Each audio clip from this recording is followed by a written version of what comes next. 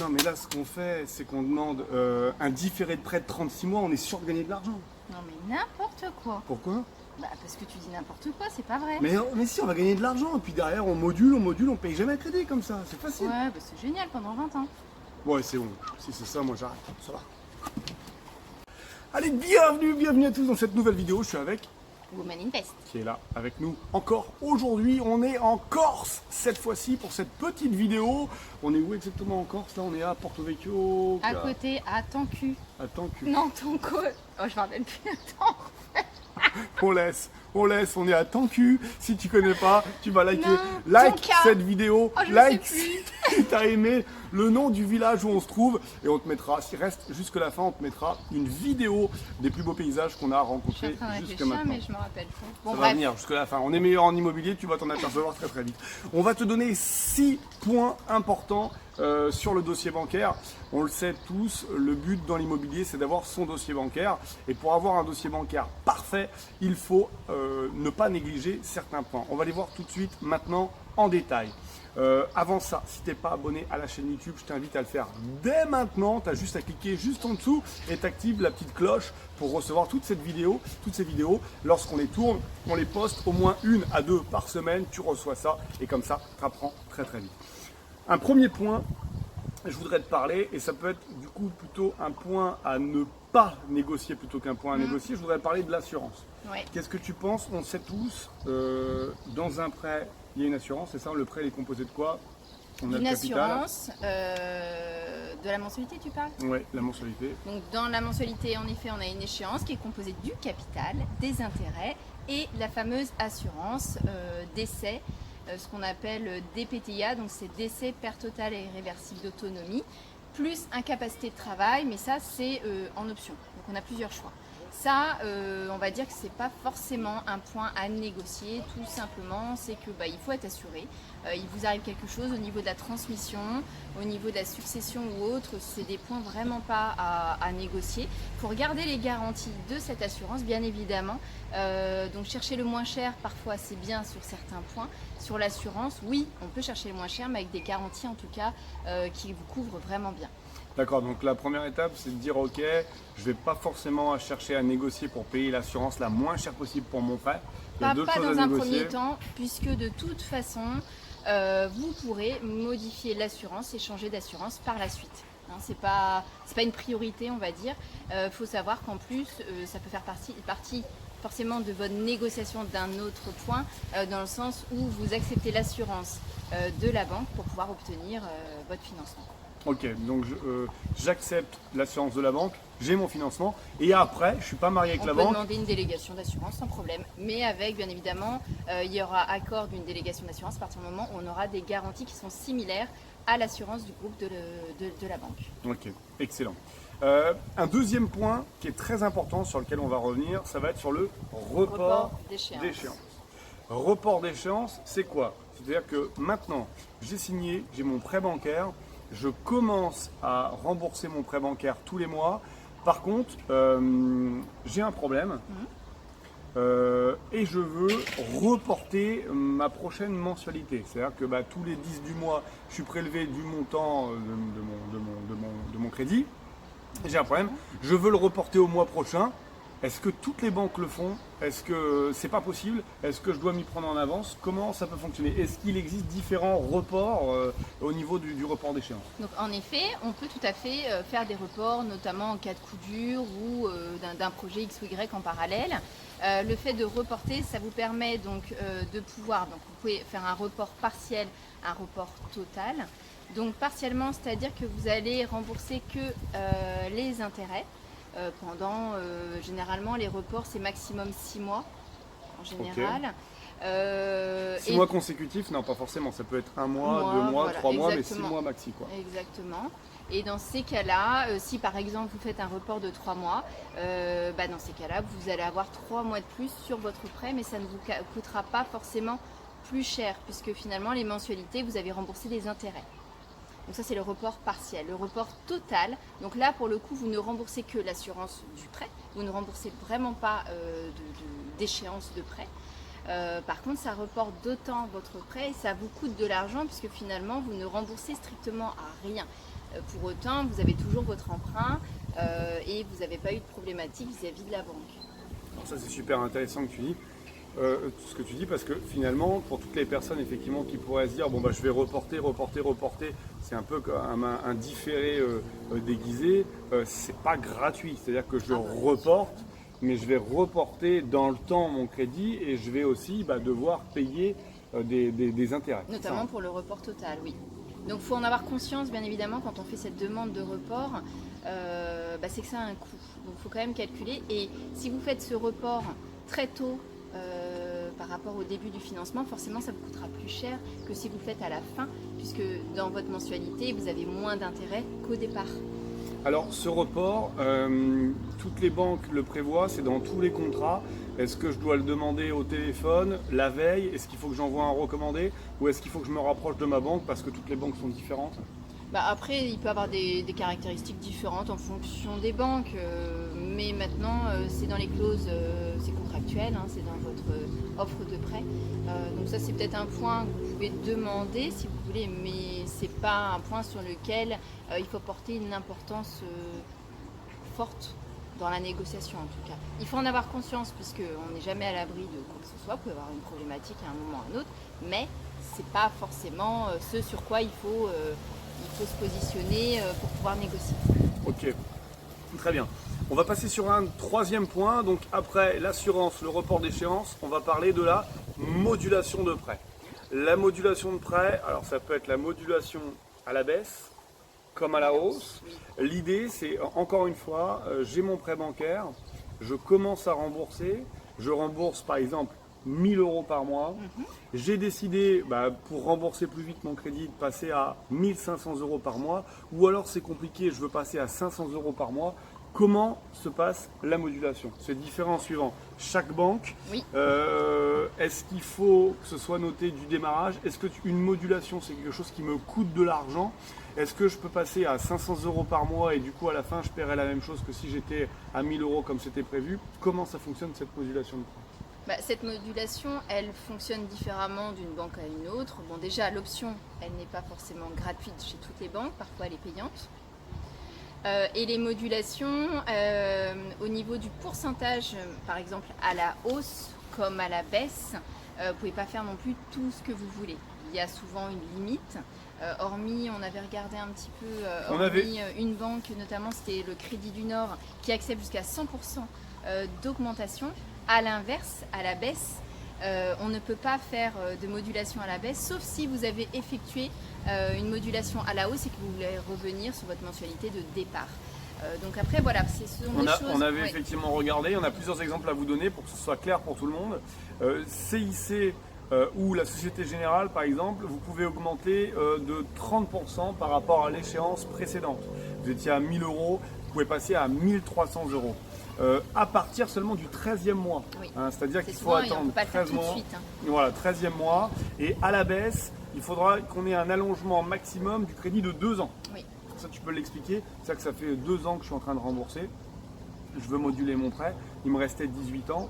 Il ne faut pas que mon crédit il dépasse maximum 2 ans, c'est ça? Oui, exactement. On ne peut pas, par exemple, quand vous baissez votre mensualité, vous ne pouvez pas non plus faire en sorte que ça vous augmente de 5 ans votre emprunt.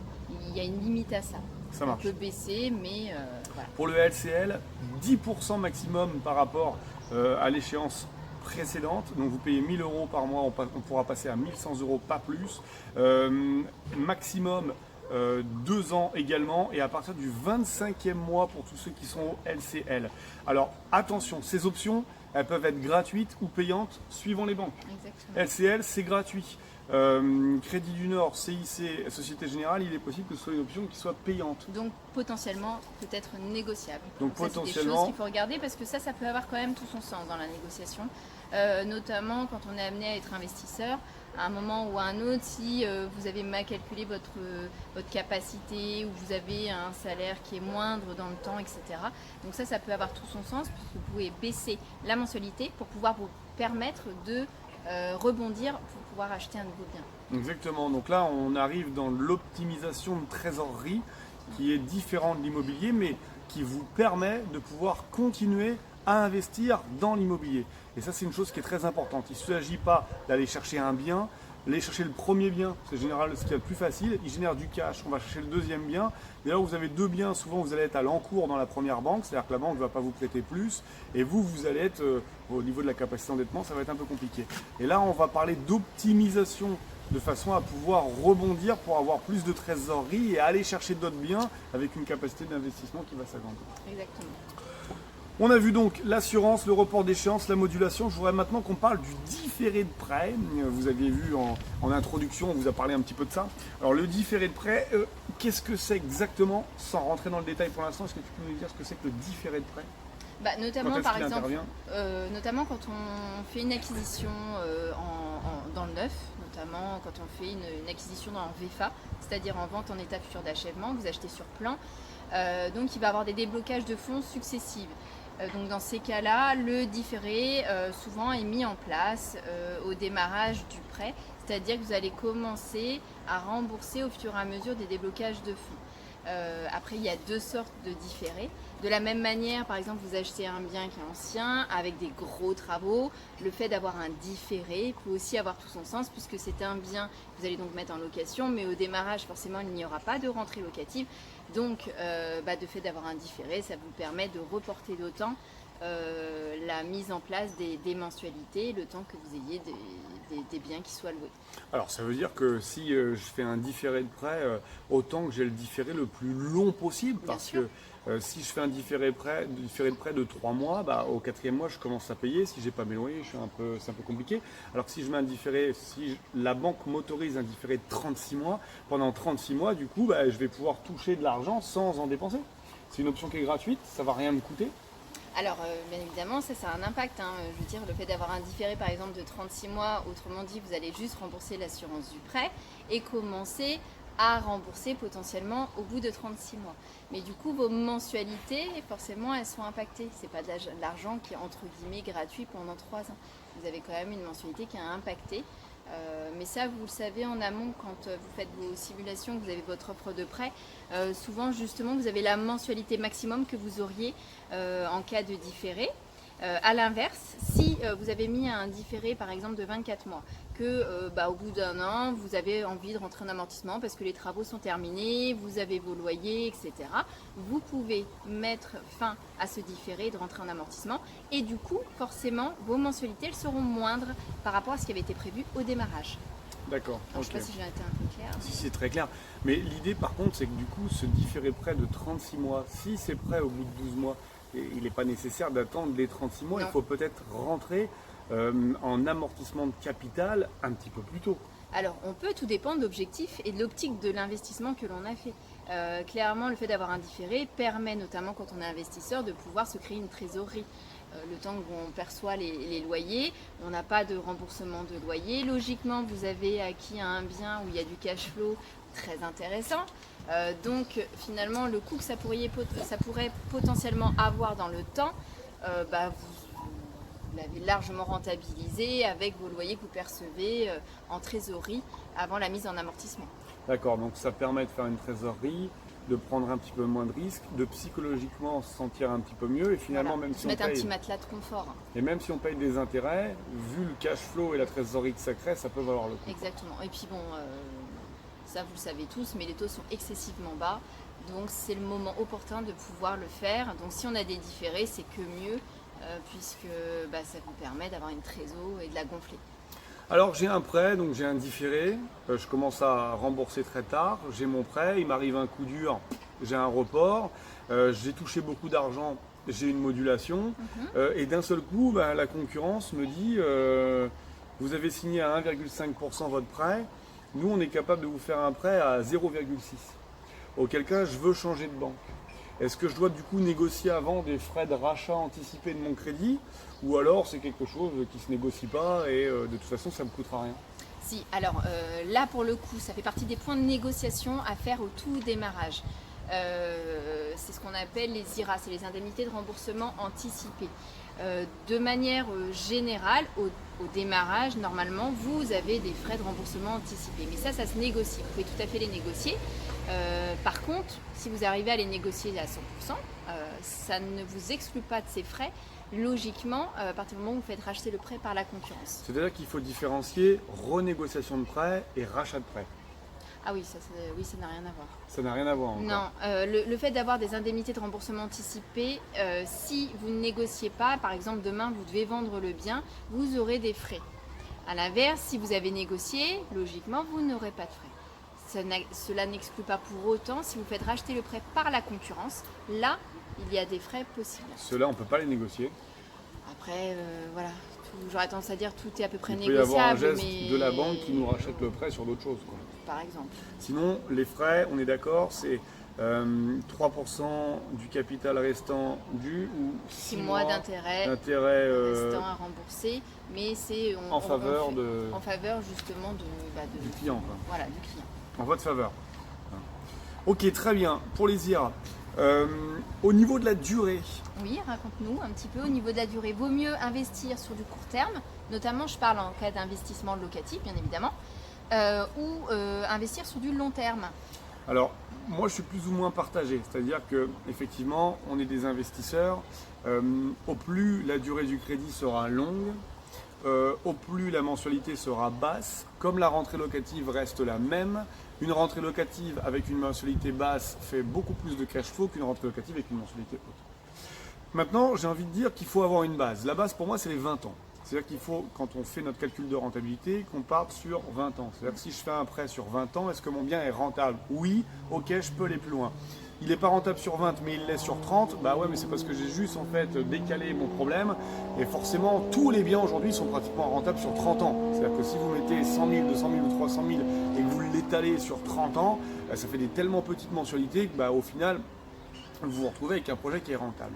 Il ne faut pas tomber dans le piège du maximum de différé, maximum de durée d'emprunt, maximum de, parce qu'on se retrouve avec un truc qui finalement vous allez le payer toute votre vie et vous allez surtout le payer beaucoup plus cher que le prix du marché. Je vous ai fait des petits chiffres. Un prêt de 200 000 euros sur 20 ans et sur 30 ans. Déjà, on est d'accord, le taux ne sera pas le même si on emprunte sur 15 ans, sur 20 ans ou sur 30 ans. Aujourd'hui, on touche des taux à 1% sur 10 ans et on trouve des taux à presque 2% sur 30 ans. D'accord? Ce n'est pas du tout les mêmes taux. 200 000 euros sur 20 ans, c'est à peu près 1,33% en ce moment, au moment où on fait la vidéo. On est sur un coût de crédit total à 42 288 euros.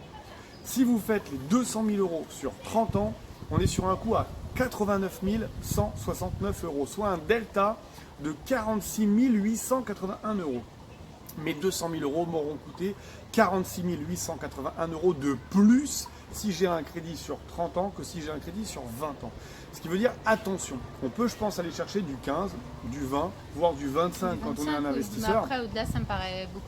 Pour de l'investissement, ça me paraît vraiment beaucoup. Donc moi, je conseillerais plutôt d'aller sur du 20, voire du 25. À l'époque, on pouvait faire que du 15. Quand on a commencé à investir, c'était du 15 ans. Il n'y avait pas le choix en SCI, c'était 15 ans. Maintenant, en SCI, 20 ans, ça passe bien. Si vous voulez chercher du 25, c'est déjà un exploit sur de la SCI. Oui, mais même en propre, pour du locatif. Même en propre pour du aujourd'hui, locatif. ça a augmenté, mais au démarrage, c'était pas forcément sur des durées aussi longues. Aussi longues. Voilà pour les 6 points qu'on voulait vous donner. J'espère que ça vous fait avancer. On voudrait vous donner un petit bonus, un tout petit bonus. Si vous êtes encore là au moment de cette vidéo, c'est que vous êtes très intéressé par l'immobilier, notamment par le dossier bancaire, forcément. Donc je vous invite à vous abonner si ce n'est pas encore fait. Avant ça, je vais vous mettre juste en bas, on va vous mettre les liens du kit du dossier bancaire. C'est un kit qu'on a créé uniquement pour vous, qui recense tout ce qu'on vient de s'expliquer, mais de façon beaucoup plus détaillée, avec un modèle type de dossier bancaire sur lequel vous n'avez plus qu'à mettre vos informations et le présenter à la banque. Voilà. Parce qu'en bonus, on voulait vous donner un argument qui est choc. Quel est pour toi l'argument que tu veux donner en bonus? Clairement, c'est la qualité du dossier bancaire. Clairement, dans un dossier, en tant qu'investisseur, il faut que vous racontiez une histoire, que ça soit vraiment un dossier en béton, que vous croyez vraiment en votre projet, parce que forcément vous avez quelqu'un en face de vous, ou même ceux qui donnent leur accord en risque, qui ne connaissent pas forcément là où vous allez investir. Il faut pour ça vraiment montrer tous les avantages et ce pourquoi vous investissez à tel endroit, pourquoi tant de travaux, pourquoi quelle rentabilité, les loyers, tout. Il faut tout raconter. Donc généralement nous, en tout cas nous, on a créé un dossier bancaire qui est assez complet. On a des retours très positifs. Bon, nous-mêmes, bien évidemment, l'ayant fait, je peux vous dire qu'on a des retours vraiment, ça a été très apprécié des conseillers bancaires. Banquier. Banquiers, ouais. Un conseiller bancaire, des conseillers banquiers. Donc voilà, donc franchement, c'est la qualité du dossier qui fera la différence. Donc vous avez juste en bas le kit du dossier bancaire qui est pour vous. Vous n'avez plus qu'à vous offrir ce kit pour aller à la banque. Respectez bien toutes les étapes. Chaque point est essentiel. On valide tous les feux verts. Si vous passez à l'orange, vous ferez prendre un jour l'autre. C'est pareil pour le dossier bancaire. Donc validez bien tous les feux verts. Et puis si vous voulez aller beaucoup plus loin que ce kit du dossier bancaire, on vous met également un lien tout en bas qui est l'entrée dans le club ImoCash Pro, qui est un club sur lequel plusieurs ImoCashers se retrouvent, où là, vous avez accès à un groupe WhatsApp, vous pouvez discuter 24/24 avec des investisseurs, vous rentrez sur des coachings tous les mois, vous avez un coaching collectif, voilà, groupé, et puis vous avez accès à une formation sur laquelle vous allez pouvoir apprendre les bases de l'immobilier et un peu plus loin, et avancer, et les travaux, et l'investissement, et l'optimisation fiscale, etc., etc., etc. J'espère que cette vidéo vous a plu. Si elle vous a plu, mettez-nous un gros pouce tout de suite. Maintenant, c'est l'heure du pouce. Vous mettez un pouce vers le haut. Et puis si vous avez apprécié, on va continuer à vous faire des vidéos comme ça. Tu avais un truc à dire, ma chérie? C'est bon pour toi? Ouais. On file encore? C'est parti, il y a le barbecue qui nous attend, ça sent le barbecue. À très vite, ciao ciao.